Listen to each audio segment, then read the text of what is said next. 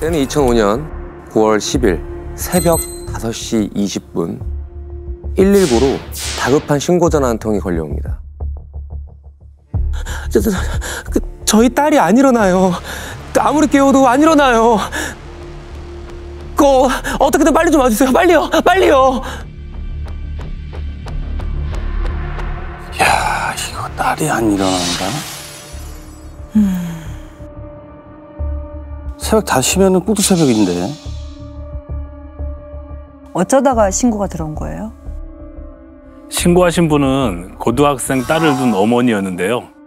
딸이 평소 학교에 일찍 등교를 해서 새벽에 아침밥을 차려놓고 딸을 깨우러 방에 들어갔다가 상황을 목격하고 신고를 한 거였습니다. 신고를 받은 구급대원들이 급히 출동했는데 이미 사망한 상태였습니다. 게다가 현장 상황이 좀 심상치 않아서 곧바로 강력팀으로 출동이 떨어졌습니다. 아니 대체 어쩌다가 방에서 자고 있었던 거 아니었나요? 현장에 도착해보니 딸이 자고 있던 방에 강도가 든 걸로 보였습니다. 방바닥에 이불이 깔려 있었고 그 위에 여학생이 누워 있었는데요. 얼굴에 누군가한테 맞은 듯 멍이 심하게 들어 있었습니다. 창문 방충망도 뜯겨져 있는 데다 옷장 서랍도 전부 열려 있었고요. 정말 이상한 건 이불이며 책상에 물이 흥건하게 뿌려져 있는 상황이었습니다. 일단은 물을 뿌린 거면은 증거인멸을 하려고 했던 것 같은데. 근데 어머님도 이 현장을 다 보셨을 거 아니에요? 어머님이 충격이 너무 커서 그래서 자세히 신고를 못했던 게 아닐까 싶네요. 맞습니다. 저도 그때만 생각하면 정말 가슴이 미어지는데 어머님도 신고하시기 전에 이미 어느 정도 짐작을 하고 계셨던 상황이었습니다. 그래도 딸의 숨이 차마 끊어졌을 거라고는 생각을 못하고 흔들어서 깨워도 보고 물까지 먹여보려고 했는데 아무런 반응이 없었다고 했습니다. 보면은 본능적으로 알고 계셨겠죠. 근데 이제 살아있기만을 간절히 바라셨던 거겠죠. 이거는 뭐 가슴이 아프다는 말로는 표현이 안 되는 상황인 것 같아요, 정말. 진짜 안타까웠던 건요. 밤새 딸에게 분명 병고가 있었을 거라고 직감하고 어머님이 딸의 바지부터 확인해 보셨다고 합니다. 그런데 바지에 혈흔이 묻어 있었다고 했고요. 바지를 벗겨보니 속옷에도 피가 묻어 있었다고 합니다. 그 순간에도 딸이 나중에 깨어났을 때를 생각해 그대로 들것에 실려 보낼 순 없다고 판단하고 구급대원들이 오기 전에 급히 옷을 갈아입힌 상황이었습니다. 아이고. 야, 이거는 진짜 말이 너무 안 되는 상황인데. 야, 이 어머님의 심정이 이건 진짜. 야, 전날 밤까지 멀쩡하게 인사하고 방에 들어갔을 텐데 이게 어쩌다 이런 일이 참. 정말 가슴 아픈 사건이네요. 김 형사님이 얼마나 이 범인을 잡고 싶었는지도 심정이 정말 이해가 됩니다. 근데 지금까지 상황으로만 본다면 범인은 강도가 아니라 성범죄 목적으로 침입한 사건으로 판단이 됩니다. 이 피해 여학생이 하의가 모두 반듯하게 입혀진 상태인 걸로 봐서는 범인이 피해자가 사망한 이후에 피해자의 옷을 다시 입힌 상황으로 추정이 됩니다. 참, 얼굴에 멍이 들 정도로 폭행이 있었다면은 분명히 무슨 소리가 났을 텐데 밤새 아무도 모를 수가 있었을까요? 그러게, 혹시 그날 밤 다른 가족은 집에 없었나요? 집안에 전부 계셨습니다. 그것도 부모님은 바로 옆방에서. 심지어 방문 하나를 사이에 둔 거실에서는 동생들이 자고 있었고요. 다 집에 있었다고요? 네. 아니 근데 어떻게 가족 모두 비명소리조차 못 들었던 거지? 이런 상황을 우리가 사건이 발생했을 때 피해자 프로파일링 할 때 많이 쓰는데요. 긴장성 부동화 현상이라고 합니다. 너무나 긴장을 해서 움직이지 못한다는 거거든요.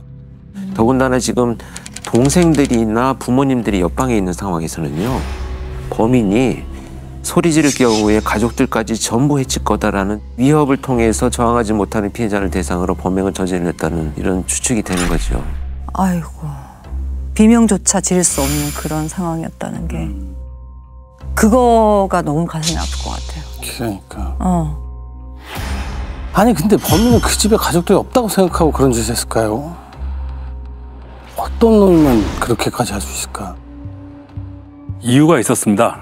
저희가 방 안을 둘러보니까 방바닥에 아주 작은 시멘트 조각 몇 개가 떨어져 있더라고요. 시멘트 조각이요? 그게 왜 떨어져 있어요?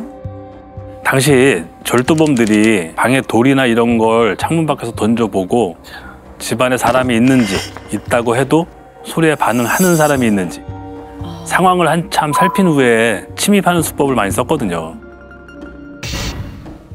실제로 방바닥에 떨어져 있던 시멘트 조각들이 창문 밖 담장 위에 있던 것과 동일한 조각이기도 했고요.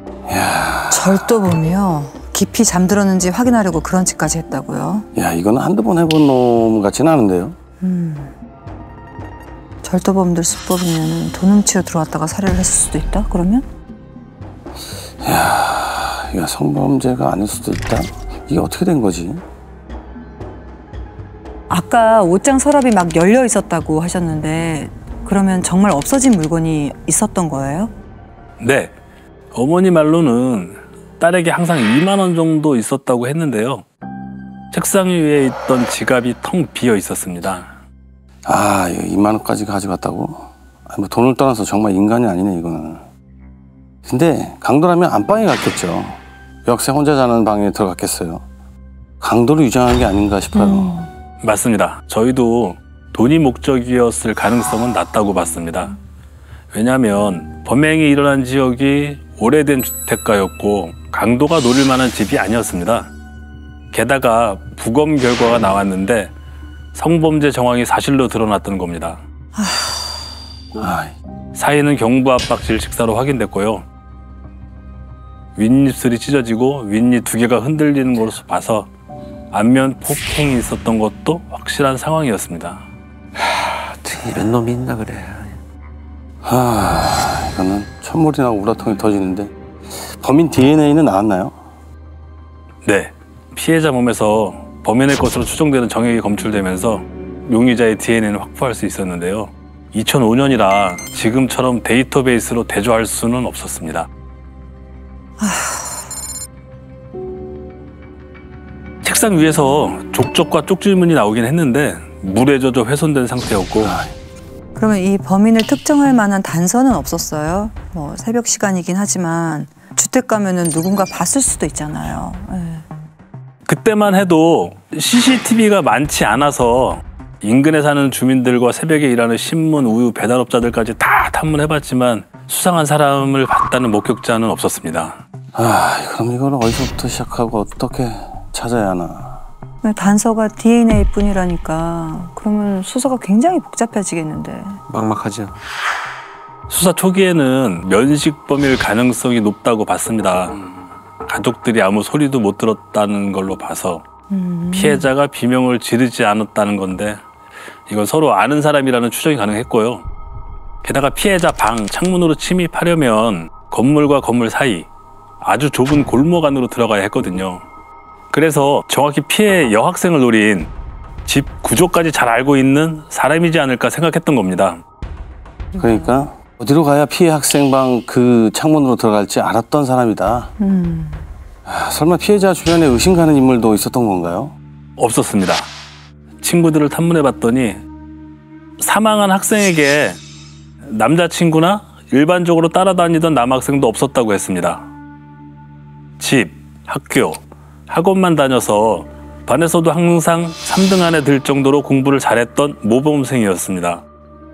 사건 전날에도 학교에서 밤 9시쯤 돌아와 늦게까지 공부를 하다 잠든 상황이었습니다. 가족들의 심정이 어땠을지.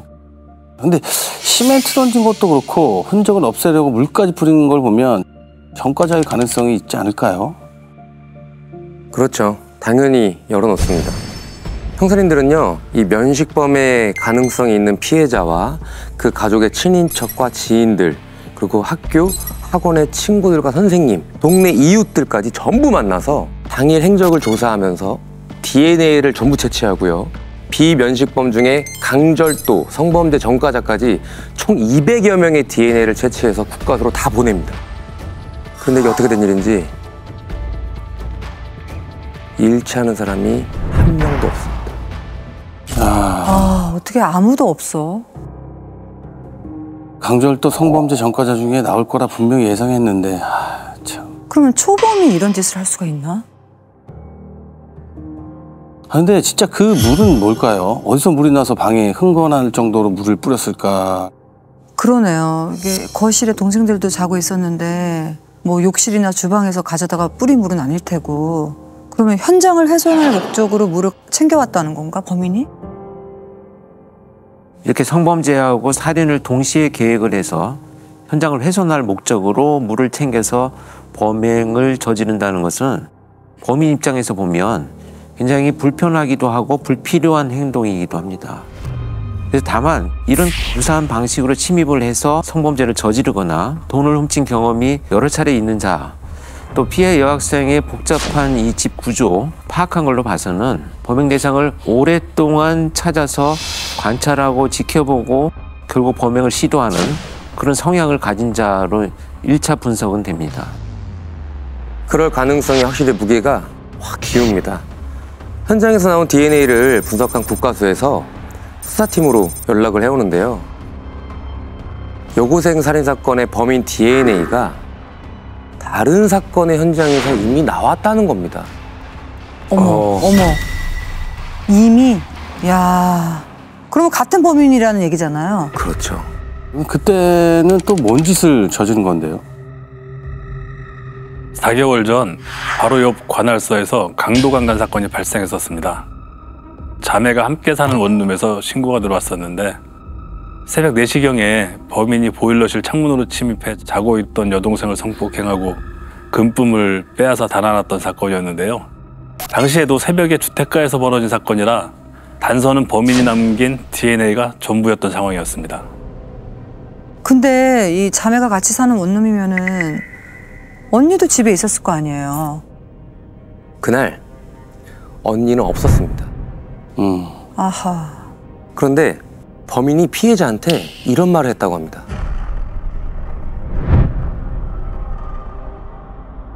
너 언니랑 같이 살지? 내가 다 보고 있었어.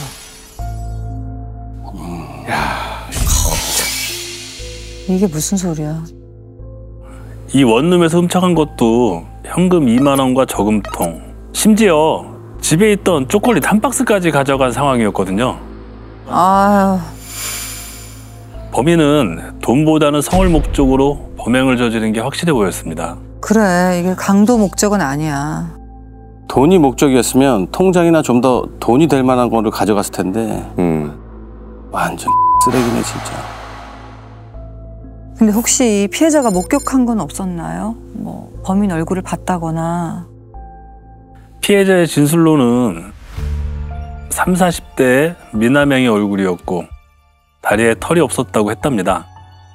범인이 집을 나간 직후에 자동차 시동 거는 소리를 들었다고 한 걸로 봐서 차량을 소유했을 것으로 추정됐었고요. 야, 지금으로서는 유일한 목격 진술이긴 한데. 근데 이 정도 정보만 가지고 찾을 수 있을까요?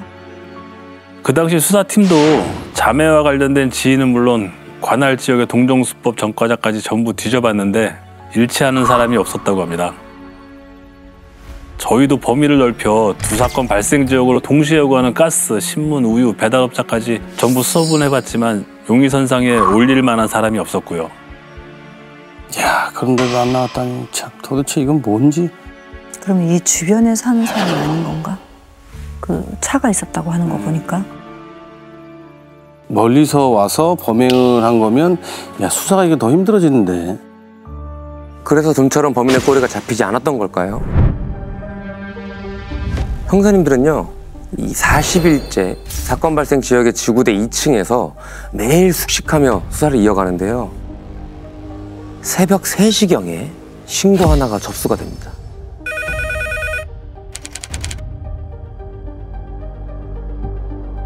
또 사건이 터진 거예요? 야, 설마 또 강도 강간 사건이에요?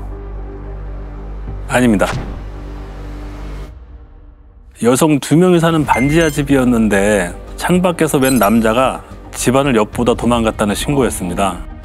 새벽에 여자들만 사는 집을 지켜봤다고? 야, 근데 이거 같은 놈일 수도 있고 아닐 수도 있는 것 같고. 참. 저희는 일단 관련이 있을 거라 생각을 하고 바로 현장에 갔는데요. 집이 반지하인데다가 깜깜한 새벽에 벌어진 일이라 신고한 여성 2분은 범인 하반신만 봤다고 했어요. 뚜렷하게 단서가 될 만한 걸 보진 못한 상황이었습니다. 하반신만 봤다. 아, 그러면은 누가 그랬는지 알 수가 없는 상황이네요. 그래서 혹시 주변에 무슨 단서라도 남아있지 않을까 싶어 손전등으로 남자가 서 있었다는 곳을 여기저기 비춰봤는데 창문 바로 앞 담벼락에 뭔가 반짝반짝 물기 같은 게 보이는 겁니다. 거기 물기가 왜 있지? 야, 이 범행 현장에 또 물을 뿌리고 간 건가? 혹시나 해서 가지고 있던 면봉으로 긁어서 국과수로 보내봤는데 정액이었습니다. 앞서 말한 2 사건의 범인 DNA와 일치하는 것으로 나왔고요. 그럼 그건 맞았네. 맞습니다. 그래서 그때부터 동네 변태 성욕자를 찾는 데 수사력을 집중했습니다. 낮에는 동네에서 한 번이라도 이상한 행위를 하다 신고됐거나 목격된 사람이 있는지 수소문하고 밤 11시부터 새벽 5시까지는 골목마다 차를 세워놓고 잠복하면서 이유 없이 돌아다니는 수상한 사람이 있으면 검문하기를 반복했습니다. 야, 이놈 잡으려고 진짜 말 그대로 밤낮없이 매달리셨던 거네요. 근데 그게 겉으로 드러나는 것도 아니고 참. 그렇죠. 쫓다 보니 계절이 바뀌어 있었습니다. 날씨가 쌀쌀해져 창문이 닫히니까 범인 입장에서 집안을 몰래 지켜볼 방법이 없어진 겁니다. 변태 출몰 가능성은 낮아졌지만 그래도 저희로선 무조건 잡아야 했으니까 검문을 계속하는 방법밖에 없었습니다. 그러니까 놈은 안 돌아다니고 형사님들은 너무 춥고. 그러다 진짜 맹추위에 한겨울이 됐는데 아직도 기억나는 게 잠복하면서 시동을 켤 수 없으니까 차 유리가 얼어서 깨지기도 하고 탐문하러 돌아다니다 신발이 눈에 져서 발이 얼기도 했었습니다. 아이고. 근데 저도 딸이 있다 보니까 범인을 빨리 잡아서 죽은 학생의 억울함을 풀어줘야겠다는 생각밖에 안 들더라고요. 아, 그래서 피해자 사진을 머리맡에 두고 자기도 하셨구나. 형사님들이 발로 뛴 만큼 이 범인의 그림자와 서서히 가까워집니다. 탐문을 하던 중에 생각지도 못한 단서가 잡힌 건데요. 응? 이게 이렇게 중요한 단서가 될 줄은 제보한 사람조차도 몰랐다고 합니다. 아, 제보자도 몰랐다고요? 대체 무슨 얘기길래? 추운 겨울 연발도 녹일 겸 동네 아주머니들이 모인 그 뜨개방에 들어갔다가 한 아주머니에게서 이런 얘기를 듣게 된 겁니다. 아, 하긴 나도 몇 달 전에 이상한 거 보긴 했는데, 아니 글쎄 우리 딸이 목욕을 하러 들어갔는데 갑자기 거기 누구야? 하는 소리가 들리는 거야. 깜짝 놀라서 얼른 욕실 들어가 봤더니 우리 딸 말이 창밖에 사람 그림자가 어른어른했다는 거지. 내가 그놈을 아주 족치려고 그 길로 달려갔는데 글쎄 담 타고 도망을 갔더라고. 아휴, 남의 귀한 딸한테 추잡스럽게. 그게 뭐 하는 짓이야 진짜? 야, 이거 창밖에서 이런 거면 그놈이 만든 것 같은데. 그러니까 이 제보자분도 그게 살인 사건이랑 관련이 있을 거라고는 생각도 못했을 것 같은데요. 그렇죠. 야, 이 정도면은 동네에 이런 일 당한 사람이 진짜 많았을 것 같은데요. 근데 몇 달 전이라고만 했지 언제인지도 정확하지 않고 얼굴도 못 봤다는 거잖아요. 아, 이게 어떻게 중요한 단서가 될 수가 있죠? 이 아주머니가 얘기를 꺼내니까 뜨개방에 있던 아주머니들도 그제야 자기네 집에서도 비슷한 일이 있었다며 맞장구를 치기 시작한 거였습니다. 어머. 그러니까 이게 당한 사람이 한두 명이 아니었던 거죠. 맞습니다. 검은 그림자가 불쑥 나타난 곳들을 하나씩 하나씩 천천히 머릿속에 그리자 형사님 눈앞에 뭔가가 훤히 드러납니다. 응? 응? 사건이 발생했던 관할 구역이 띄엄띄엄 떨어져 있었는데요. 뜨개방에서 들었던 여러 건의 목격담을 모아서 쭉 이어보니 응? 범인의 거주지가 아마 이쯤일 것 같다는 생각이 드는 겁니다. 연쇄수법 범죄자들은 보통 자기 집 근처에선 절대 범행을 하지 않습니다. 도망치는 뒷모습만 봐도 이웃들이 알아보거든요. 아, 도주가 용이하려면 아주 낯선 곳을 선택하지도 않고요. 최적의 지역이 가운데 구역일 확률이 높아 보였던 겁니다. 그러니까 자기 동네는 아니고 걸어서 갈 만한 거리에 옆 동네만 노렸다는 거죠. 근데 아까 강도강간 사건 피해자가 범인이 나간 후에 자동차 소리를 들었다고 하지 않았어요? 맞아. 그러면 가까운 거리를 차로 움직였을까요? 사실 성범죄 피해자들은요, 범행 당시에 직후에 있었던 목격 진술에 대해서 엄청난 두려움과 공포 또 혼란 속에서 나온 것이기 때문에 이런 기억들이 굉장히 왜곡되거나 실제와 다른 경우들이 많습니다. 그러면 범인에게는 차도 없고 3, 40대 미남의 다리털이 없는 게 아닐 수도 있다는 거네요. 맞습니다. 그래서 저희가 해당 구역에 사는 남자들 중에 20대부터 40대 남성까지 범죄 전력과 무관하게 DNA를 채취했습니다. 그러니까 이젠 일일이 전부 다 초범일 수도 있으니까. 야, 이 과정도 뭐 보통 어려운 일이 아니었을 텐데. 참. 이 범죄자들 패턴이 그렇다고는 하지만은 진짜 이렇게 해서 근데 나올까요? 나옵니다. 국과수에서 회신에 도착했는데요. 의뢰한 사람 중에 DNA가 일치하는 사람을 찾았다는 소식이었습니다. 자, 그럼 지금부터 이 사건의 범인을 유 씨라고 부르도록 하겠습니다. 드디어 이름이 나오네요. 아, 진짜. 정말 정확했던 게 저희가 예상했던 구역의 거의 중앙에 살고 있었습니다. 야, 대단하다.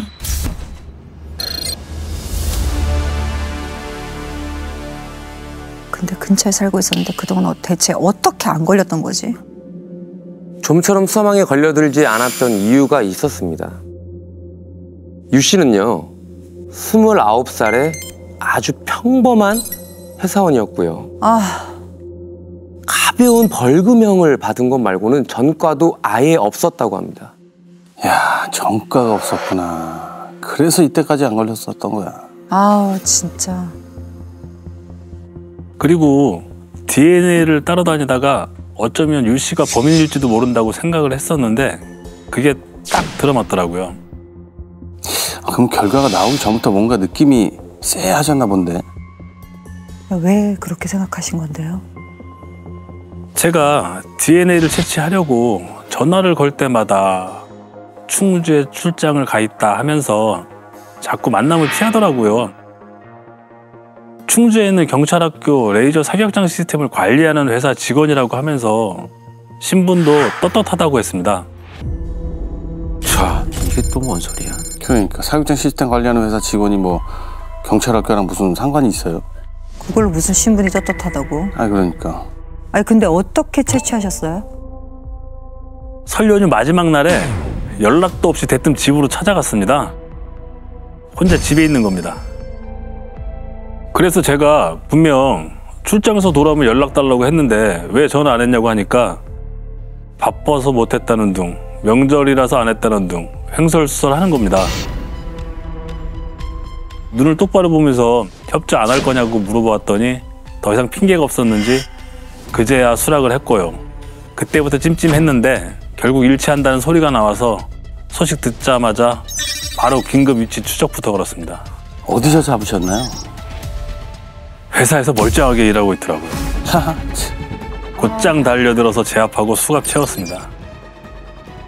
야, 어떻게 그러고도 회사를 나가서 아무렇지 않게 일을 해나. 지가 정상인 것처럼 회사를 다녔을 거 아니에요. 야, 진짜 두 얼굴이다.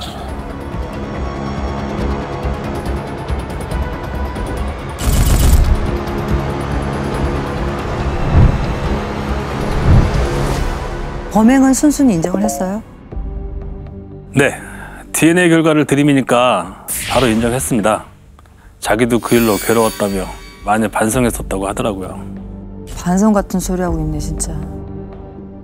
제가 DNA 채취하러 갔을 땐 왜 사실대로 말하지 않았냐고 물었더니 그땐 죽였냐고는 안 물어봤잖아요. 하는 거예요.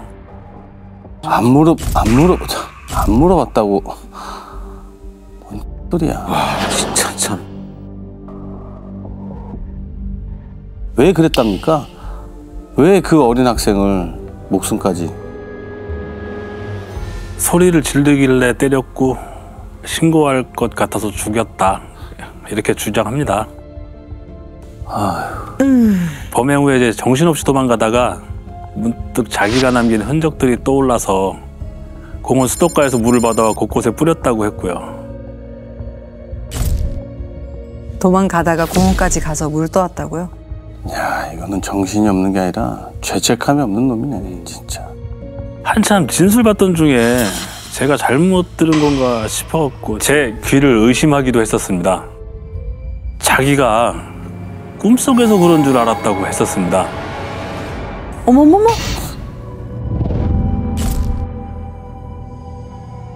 처음에는 무섭고 괴로웠는데 시간이 지나니까 마치 나쁜 꿈을 꾼 것처럼 기억이 흐릿해졌다. 자기도 모르게 자기 최면을 했었던 것 같다라고요. 뭔 헛소리야. 야, 앞날이 창창한 그 공부 열심히 하는 여학생을 죽여놓고서 꿈꾼 줄 알았다니. 이게 무슨. 아, 이거 진짜 천인공노할 일이지. 참. 동네를 돌아다니기 시작한 거는 한 1년 전쯤 여자친구랑 헤어진 후부터였다고 했습니다.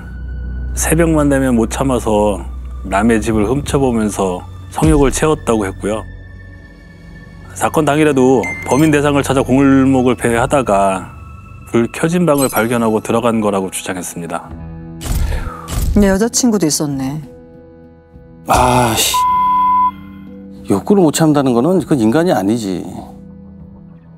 집을 압수수색했는데 폭력성 높은 음란물 비디오가 60개가량 발견됐고요.